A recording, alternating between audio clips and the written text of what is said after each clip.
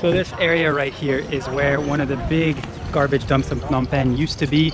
Known as Steung Meanchey in southern Phnom Penh, once informally called Smoky Mountain because of its sheer size and because of the smoke that once seeped through the piles of garbage. And for 20 years, up until 2009, it was home to upwards of 1,000 families and many orphaned children. These are people who found themselves with really no other choice but to live in shacks on the dump and scavenge amongst the broken glass, medical waste, and who knows what, looking for recyclables, and in more extreme instances also for food. It really was a living hell.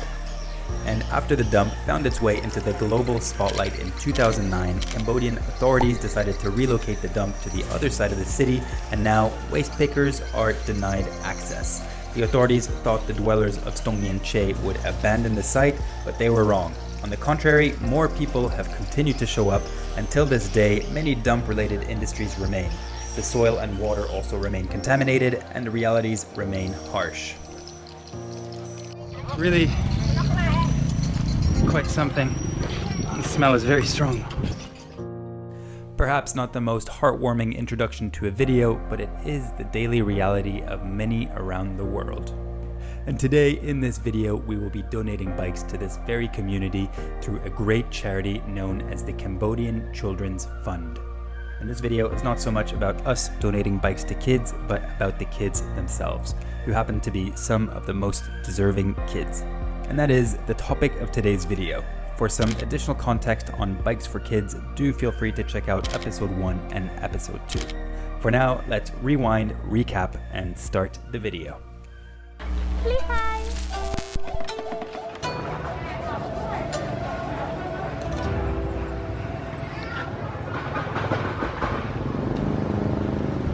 Akun.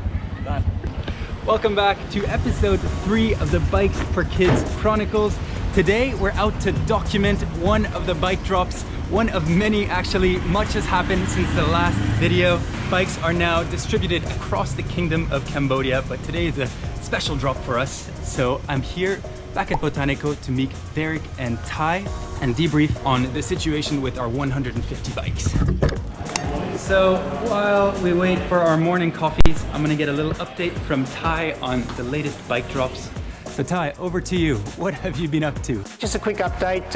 We're about to make our 4th delivery, but before I talk about that, let's take it way back to our first delivery, which was a trip to Koh Kong. We managed to deliver 9 bikes on that occasion. That was our first delivery. Learned a few things. It was quite interesting. You did it in your pickup truck, which you loaded up with a bunch of bikes. Yeah, we did in the pickup truck, load 9 bikes. The roads wasn't the best, so it's kind of tricky. So it wasn't ideal, but we did what we need to do to get the bikes out there to the kids anyway. Yeah. On the second trip, which was a bit more smooth, we load less bikes. That was to Gadirum. The roads was a lot better. I quite enjoyed that delivery. That was 7 bikes on that occasion. And more recently, last week, we did in Phnom Penh for the kids along the railway line. It was part of the YMCA groups. We managed to deliver 30 bikes on that day, along with other goodies such as books, pens, toothpaste, some food. That was in association with the BNI group, but I'm really excited about today, which is for Cambodian Children's Fund, a charity that's near and dear to my heart. Oh, thank you, Ty. Ty has really kept the momentum of Bikes for Kids going over the last month.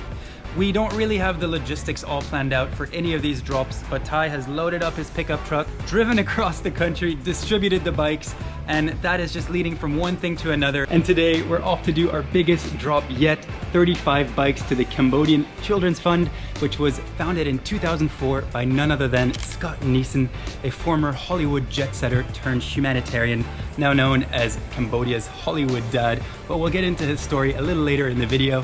For now, we're heading over to the Neeson's Crypt Center. After you. Okay, Ty, where are we going? So we're heading out to the Neeson Crypts building. That's a building where it's like their school, their facility basically. I think from there then we're going to go out to the community. After the tour we will head back to the Neeson Crypts building. That's when we'll do the official handover. So we've just arrived at the Neeson's Crypt Center and I have the bikes right here in front of me. For now, we're going to unload the 35 bikes and bring them into the academy.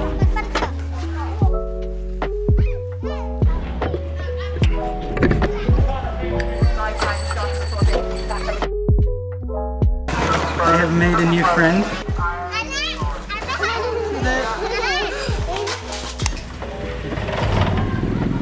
Okay, so the bikes are now unloaded.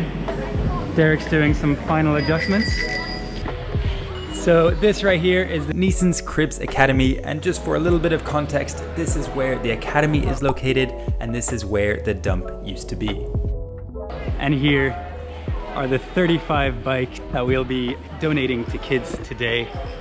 So they can re-enter the city streets, but this time not in Japan, here on the streets of Cambodia. Okay, let me interject here. Yes, today is about giving bikes to kids, but I think it's worth telling the story of how the kids ended up here in the first place.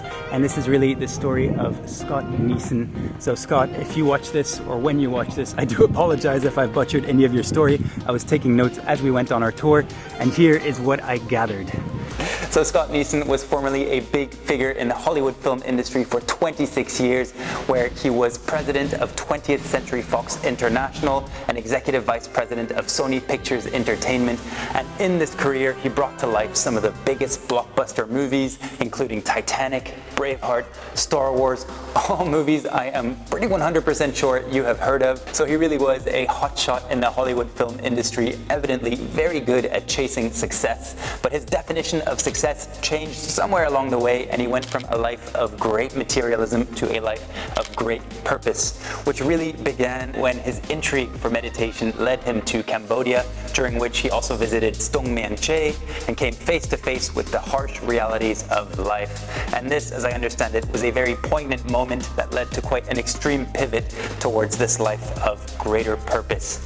And shortly after this trip, he sold his mansion in LA and most of his possessions to set up the Cambodian Children's Fund. And together with his humanitarian heart and business acumen, a really rare combination, he has managed to pool together funding to make a real difference in this Cambodian community. He has now spent the last 16 years growing CCF in scale and scope, which now includes the academy, a primary school, a clinic, lots of new work opportunities, and much, much more. And some of this we will see on the tour we are about to go on. And in doing so, CCF is really lifting thousands of children out of their harsh reality into a much better environment. And the CCF approach is really one of building tangible skills and developing community leadership skills. And it's sort of like the famous Chinese proverb, give a man a fish and he can eat for a day, versus teach a man to fish and he can eat for a lifetime. And the CCF approach really focuses on the latter, and the academy is really key to this teaching element. So Scott's story is one that is tremendously inspiring. If you're interested in finding out more, he's given lots of really interesting talks and has featured in many interesting documentaries. But for now, let's go on a tour of the academy. So we're heading off on our tour of the Neeson's Cribs Academy, which is essentially a STEM school, which stands for Science, Technology, Engineering, and Math, and it's for the kids in the neighborhood.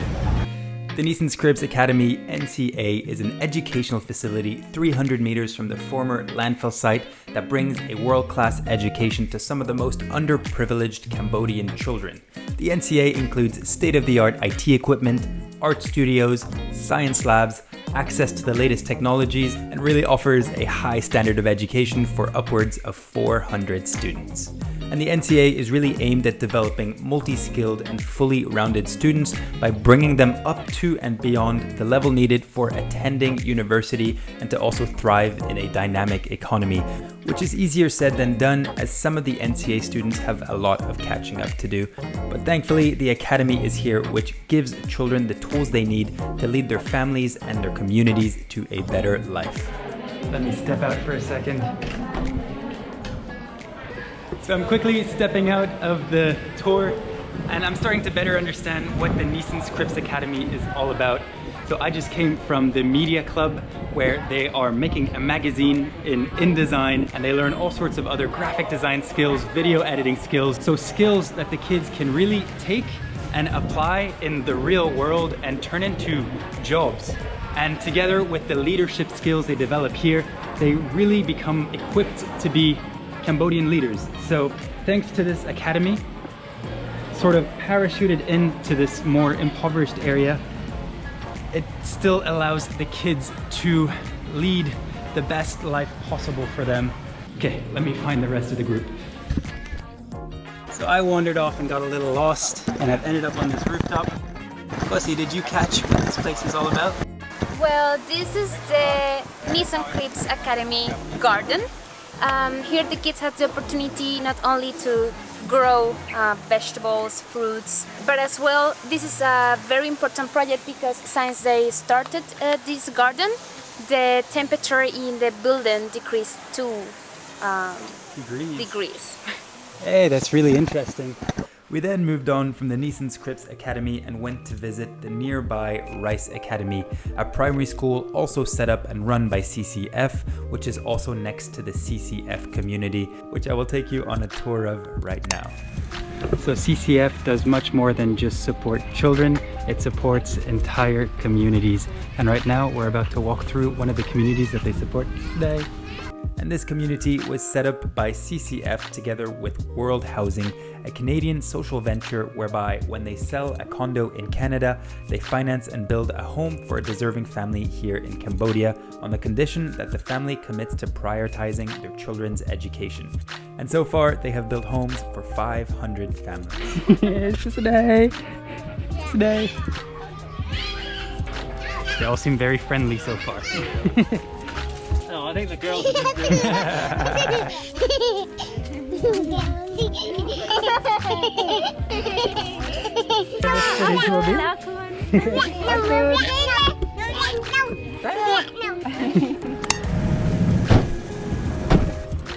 Okay, back at the academy, and now it's time to give the bikes to the kids. So right there we have bikes, and right here we have kids. And this is Bikes for Kids. today, hello. Hello. My name is Derrick. I'm from New Zealand, living in Cambodia for 2 years now. This year I've been working with Cambodia sports team. I'm a sports coach, and I met my friend Ty here because he likes to help people be happy. I like to help people be healthy. So together we came up with an idea of buying some bicycles to help people get to school, be happy, be healthy. So today is a good day for us both because we get to see how our fundraising and our bikes are going to be used to help you guys get to and from school, ride with your friends, to give you the gift of having a bicycle, to explore your life is fantastic. So thank you for giving me the opportunity to see you grow and enjoy a bike. So thank you for that.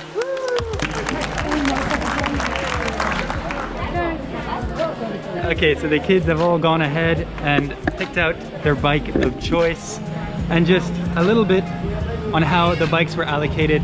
Students who don't have a bike, who need and would benefit most from a bike, were selected to take one of the 35 bikes.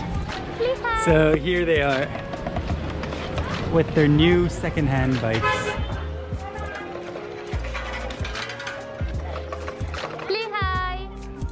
And this brings us to the end of yet another video. A huge thanks for tuning in to Bikes for Kids. When I started my video content creation journey, really at the start of COVID, never did I think I would be telling stories quite like this one. And to be honest, I don't feel fully equipped to fully capture the story, and I haven't done it full justice, but I can recommend checking out the Cambodian Children's Fund. They do really incredible work. And before we go, a little word from Scott. He was traveling, he was abroad while we were doing the bike donation, but he sent us this video. So over to you, Scott. Hi everyone at Bikes for Kids. I'm Scott Neeson, Cambodian Children's Fund. I want to thank you all for the donation of 35 bicycles. Your timing's impeccable. We have the kids returning to school, and here at the NCA, years 9 and 12 have come back, and the other grades are coming in. And especially for the kids who will be studying in public school, they need some transport to get to school. They've been a long time out of school, don't have transport, and I'm getting hounded all the time for bicycles. So thank you so much. I thank Derrick and Conrad, and of course my dear friend and the birthday boy, Chea. Thank you so much, really appreciate it. and your support means the world to me and a lot of the kids here too. So, akun charan, and thanks so much. Bye. And one last thing before you go, on behalf of the Bikes for Kids team, we would like to say a huge thank you to those of you who have contributed and donated for these bicycles. It's really because of you that all of this is possible and all of this is happening. And we have many more activities planned, and we will reopen for fundraising next year. So if you enjoy what we do, you enjoy these videos, please consider liking this video and subscribing to the channel. And if you subscribe, please comment, and I will know if you're subscribing because of this video, and for each new subscription I will put forward $1 to a bike, and hopefully I can purchase another several bikes, but I also want to make sure that these videos get more exposure, because more exposure means more funding means more activities like this one. That's it from me. Until next time.